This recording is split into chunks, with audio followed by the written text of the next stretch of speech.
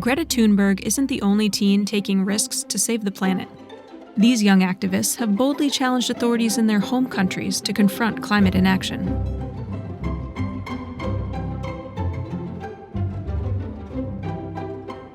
For Howie Oh, the fight against climate is pretty lonely in China.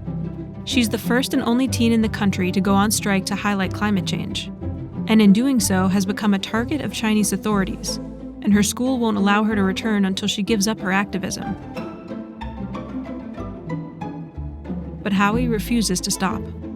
Me and several other activists will advocate on the streets to speak out for the unheard, but not the voiceless. They refuse to be the prisoners of injustice. I am bored of our inaction, your inaction, and our government's inaction.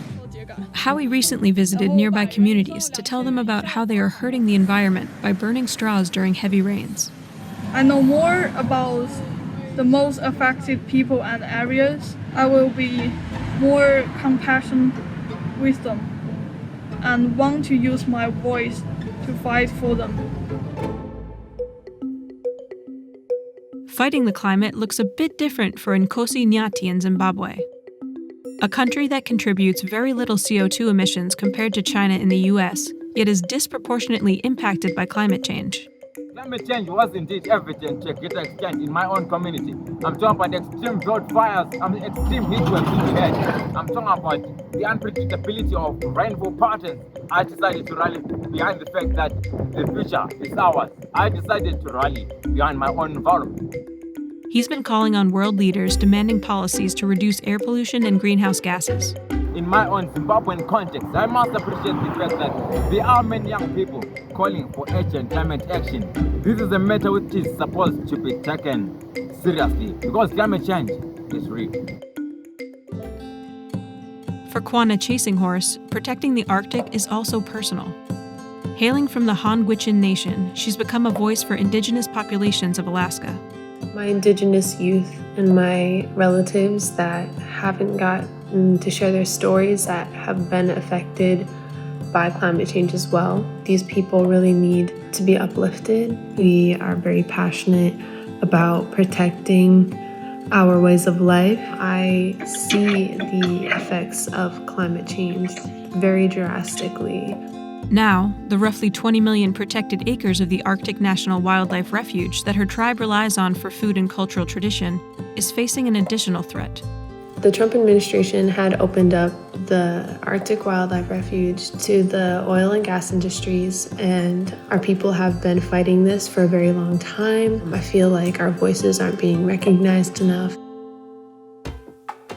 Nicki Becker has been referred to as the Greta of Argentina, representing Latin American communities in the climate conversation. Last year, I went to COP25, and I was very disappointed because I realized that our country and in general Latin America doesn't have the same representation that other parts of the world. So we decided to create Jóvenes por el Clima Argentina, Youth for Climate Argentina, and create that movement, but here with a Latin American perspective. Argentina is on fire. There is really a lot of countries that are on fire in Latin America now. And that is because of extractivism and how companies come to our lands and use them to make money. Her organization passed the first climate change law in Argentina and successfully pushed the country to declare a climate and ecological emergency. Our biggest challenge is to make people understand how important and how related is climate change to other problems here. For example, to poverty, to gender, to inequalities in general. Because climate change is a social change and there is not climate justice without social justice. We don't fight only because of our future. We fight for our present.